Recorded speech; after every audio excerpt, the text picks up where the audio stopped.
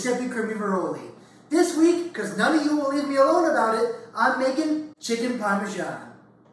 Now in terms of ingredients, what you're going to need is as follows. You're going to want boneless, skinless chicken breasts, some flour, a stick of butter, extra light olive oil, some eggs, mozzarella cheese, Parmesan cheese, salt and pepper, more salt, plain breadcrumbs. Look at me right now. Plain breadcrumbs. Don't you dare get panko, that'll ruin your recipe. Plain breadcrumbs, not panko. Tomato sauce, and a pasta of your choice. Now in terms of hardware, you're going to need the following. 1 sharp knife, 1 pair of tongs, a can opener, a fork,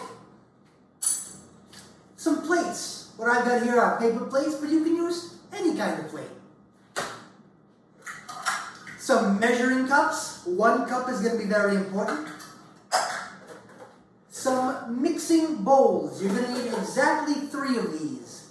Ideally, you get bowls that are all the same size. 1 strainer for your pasta. A pot with which to cook your pasta. A cutting board like this for cutting various things. Baking sheets. Now, depending on how much chicken you got, you may need 2 baking sheets. I am going to use 2.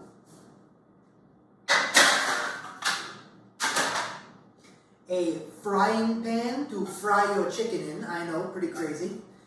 A roll of paper towels so you can dry off your chicken.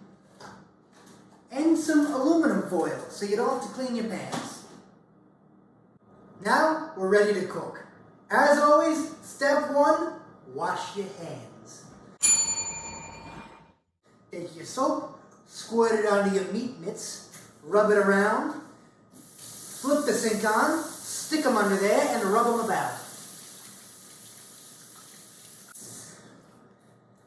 Now come over to your handy dandy hand towel station, grab one of them, and dry your hands. Step 2 is going to be cutting up your chicken breasts. Now what we're going to do is we're going to cut off all this white stuff here. This is fat. There's fat on the back, there's fat here, there's even some in this little pocket here. That's all fat. We're going to remove all of that. So we're going to take the chicken and start slicing. You know why a chicken coop only has 2 doors? Because if it had 4 doors, it'd be a chicken sedan. Keep on slicing through the chicken like that. A little bit here. Some of it just pulls right off. Other times you need to use the knife. Watch your fingers. Knives are sharp. Dismemberment is not covered by my insurance plan.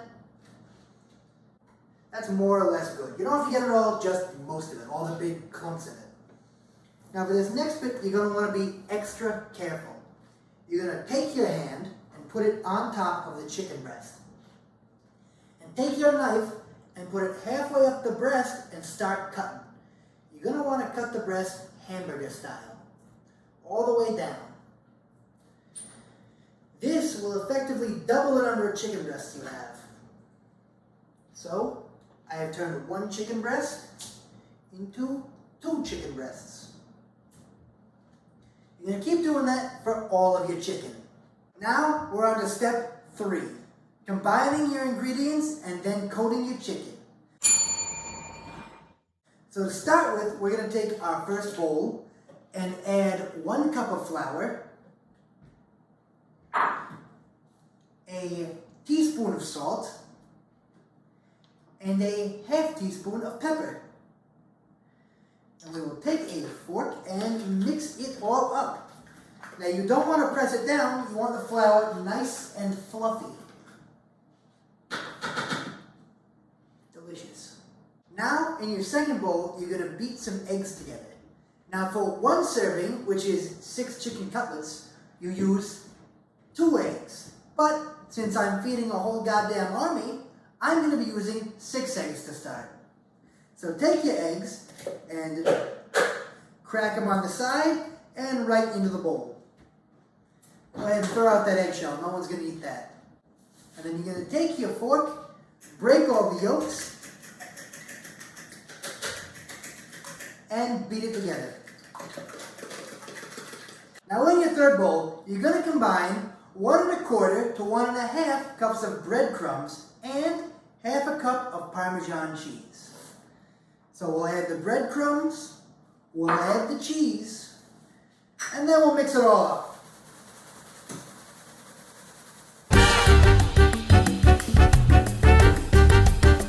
Like that. Alright, now that you've got all your ingredients in your bowls, you're going to put them in this order. Flour, egg, breadcrumb. Now it's important to note that what I've told you to do is the ingredients for 1 serving. You may run out of these. If you do, feel free to refill the bowl with the same proportions of each ingredient. Now we're on to step 4. Bread your chicken. So take each chicken breast that you have now cut and place it in the flour and make sure you cover both sides of it. When you take it out, it should look like a ghost. And then you're going to dip it into the eggs like this. And when you take it out, it should look like a yellow ghost. And then you're going to dredge it in the Parmesan and breadcrumbs mixture like this. And voila, you've got breaded chicken. Now that your excess materials are thrown out and your chicken's breaded, we're going to start heating up the oil.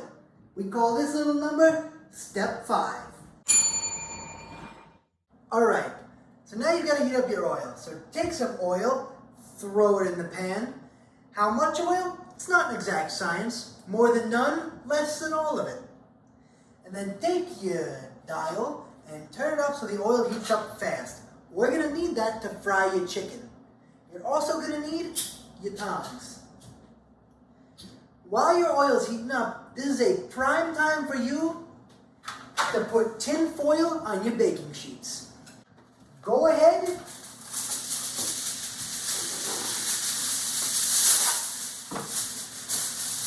take your foil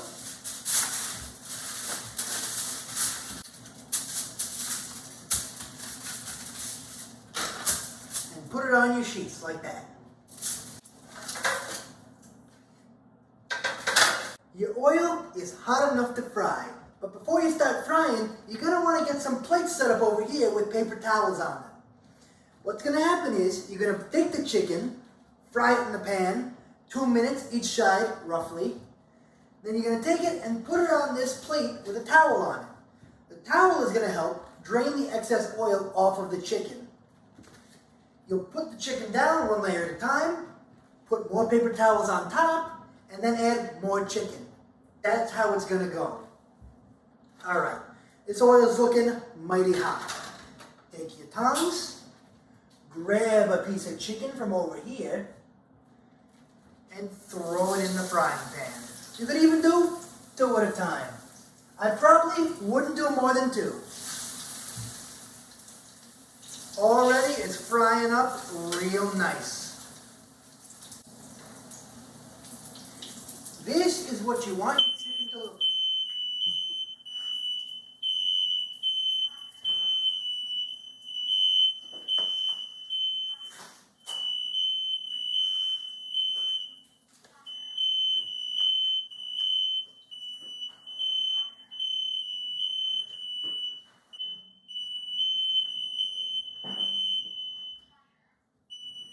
Alright, now you may notice I've turned the fan on. What just happened is that we set off the fire alarms. So we're going to have to be extra careful for this next bit. So turn the stove back on, let your oil heat up a little bit, get your chicken, only 1 piece this time, and put it in the pan. It's going to cook until it's golden brown on one side And then you'll flip it over to the other side and it'll cook until it's golden brown on that side. Then you will take it and put it right onto the plates. We're going to speed this process along, so I don't set off the fire alarms again.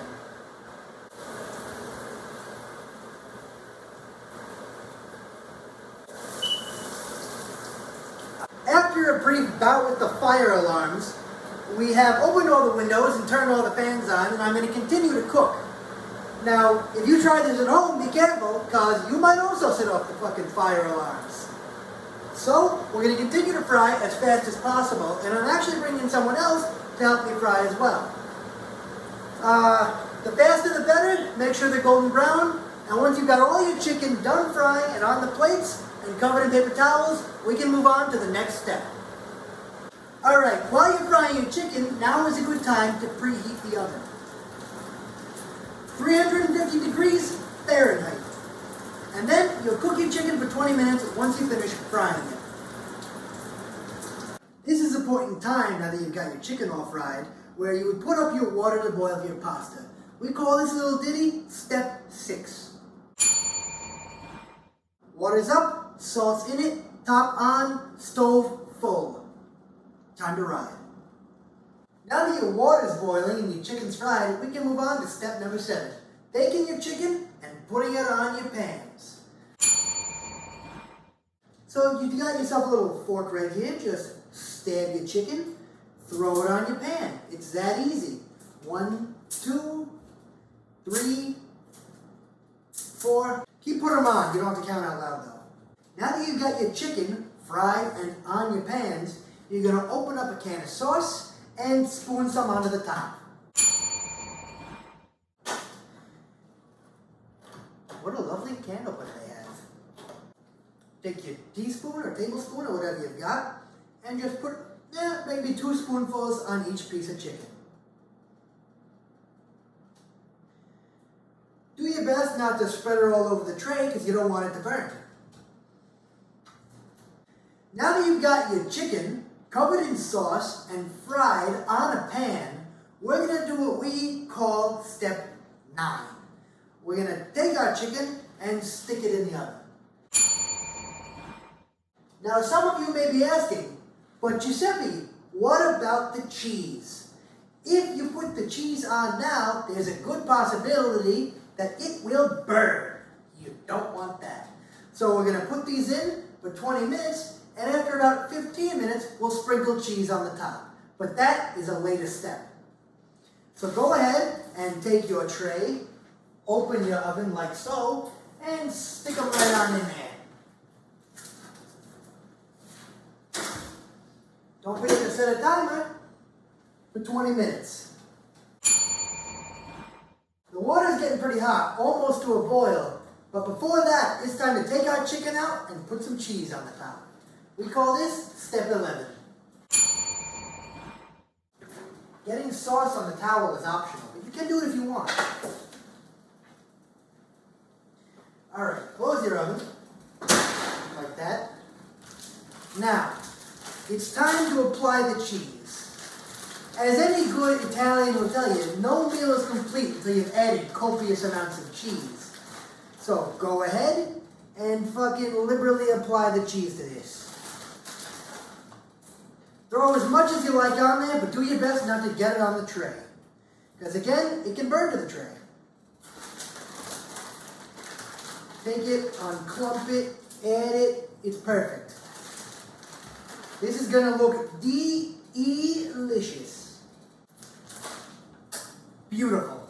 Now we're going to put these back in the oven and let them cook for another 5 minutes. Alright. The timer is up, so it's time to take your chicken out. Very carefully undo your oven door, grab your chicken and put it on the counter. That is looking mighty fine, but it has to cool because it is about 350 degrees hot. Okay, now that your chicken's cooling and your water is boiling, you can take all your pasta and throw it in the pot to cook. Take it, drop it in all at the same time because you want it to cook for the same amount. grab your spoon and stir it around so it doesn't stick together like. Nice. Make sure it all gets under the water. And again, you're looking for a nice al dente cook. So whatever it says on the box for al dente, you want to check it 1 minute ahead of time. Alright, so our first part of pasta here is done. We're going to come over here and very carefully grab it and strain it in the sink into a strainer. Oh, good. Good God, that's a lot of pasta. Shake it out, make sure you get all the pasta out of the pot. Now this here is a pro tip. Take your sauce and add some to the bottom of the pot where you're going to add your pasta into. That'll help coat all of the pasta. I'd say 3 spoonfuls. Then you shake your pasta out and re-add it. Add some more sauce and mix it around.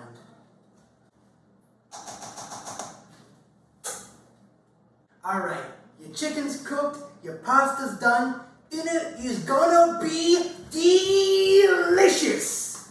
So, grab some fucking, a heaping amount of pasta, slap it on a plate like so, and then you can grab your chicken parm and throw it right on top. Beautiful. The same goes for the second plate. An egregious amount of pasta, slap it on the plate, add your chicken parm, and you're ready to eat. I want to thank you for coming and watching Giuseppe's Cooking Corner. Feel free to leave a like and subscribe if you like what you see. If you have any comments or suggestions for what we cook next, feel free to throw them in the comment section. Alright, bye-bye now. Alright, start throwing the water while we bake the chicken. Yeah, once The sauce is already made, ready, right? yeah, it just has to go in the pot. Here we go. I've got it. It's not that much water. It'll all be done. Once we finish frying, I mean, no offense, Scott, but you're done. Oh, Yeah, it's a wrap.